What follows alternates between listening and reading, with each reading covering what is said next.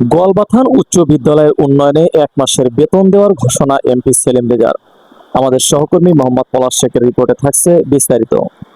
সিরাজগঞ্জের কাজীপুর উপজেলার গোয়ালবাথান উচ্চ বিদ্যালয়ের হল রুমে শিক্ষক শিক্ষার্থী ও স্থানীয় জনগণের সঙ্গে মতবিনিময় করেছেন সিরাজগঞ্জ ১ আসনের এমপি সেলিম রেজা।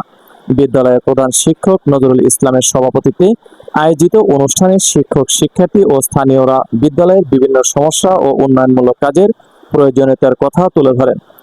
এ সময় বিদ্যালয়ের সীমানা প্রাচীর নির্মাণ, কম্পিউটার, প্রিন্টার সহ প্রয়োজনীয় বিভিন্ন সামগ্রীর দাবি জানানো হয়। শিক্ষক শিক্ষার্থী ও স্থানীয়দের কথা সরাসরি শোনার পর এমপি সেলিম রেজা বিদ্যালয়ের উন্নয়নের সহযোগিতার আশ্বাস দেন। তিনি বিদ্যালয়ের জন্য কম্পিউটার, প্রিন্টার সহ প্রয়োজনীয় বিভিন্ন সামগ্রী এবং ছাত্রীদের জন্য প্রয়োজনীয় বিভিন্ন উপকরণ কিনে দেওয়ার ঘোষণা দেন। এ সময় এমপি সেলিম রেজা নিজের ১ মাসের বেতন বিদ্যালয়ের বিভিন্ন উন্নয়নমূলক কাজে ব্যয় করার ঘোষণা দেন। তার এই ঘোষণায় উপস্থিত শিক্ষক শিক্ষার্থী ও স্থানীয় সন্তোষ প্রকাশ করেন। অনুষ্ঠানে বিদ্যালয়ের শিক্ষক শিক্ষার্থী, অভিভাবক, স্থানীয় গণ্যমান্য ব্যক্তি ও এলাকাবাসী উপস্থিত ছিলেন। বিসমিল্লাহ বিসমিল্লাহির রহমানির রহিম।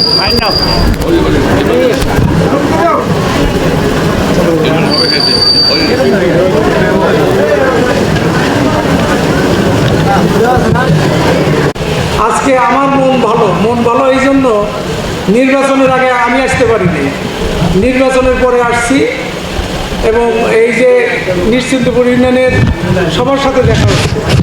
আজকে তোমাদের এখানেও তোমাদের সাথে আমার দেখা হচ্ছে এবং আমি সরাসরি গেছি তোমাদের কাছ থেকে শুনতে তোমাদের কি দরকার, তোমাদের কমন রুম আছে কিনা, ছাত্রদের কি দরকার, ছাত্রীদের কি দরকার। কেউ কিন্তু কিছু চাইতে পারো নাই। আজকে তোমরা যা চাইতে আমি দিয়ে যেতাম, তোমরা কিছু চাইতে পারো নাই, তারপরেও তোমাদেরকে আমি বঞ্চিত করব না। আমি যেহেতু এই স্কুলে প্রথম আসছি, আমি এসে সেটাই তোমাদের হেডমাস্টারকে জিজ্ঞেস করছিলাম যে আপনাদের এখানে কম্পিউটার আছে কিনা।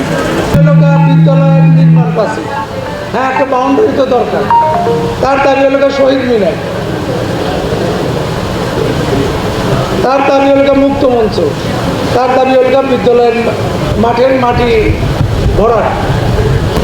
আমি তার যে দাবি, এই দাবিগুলো আমাকে একটু সময় দেওয়া লাগবে, যত দ্রুত সম্ভব এই দাবিগুলো আমি পূরণ করব। বিশেষ করে তোমাদের প্রাচীর, সীমানা প্রাচীর যেটার জন্য বখাটে ছেলেরা তোমাদের ডিস্টার্ব করে, এই সীমানা প্রাচীরটা আমি আগে করার চেষ্টা করব।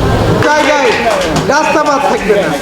আজকে রাস্তা, ব্রিজ, কালভার্ট আমার স্বপ্ন হলো চরাঞ্চল। আমি স্বপ্ন বাস্তবায়নের পক্ষে এবং চেষ্টা করছি। Mohammad Sohel Rana, SMP news 24 news desk. এই সবের সাথে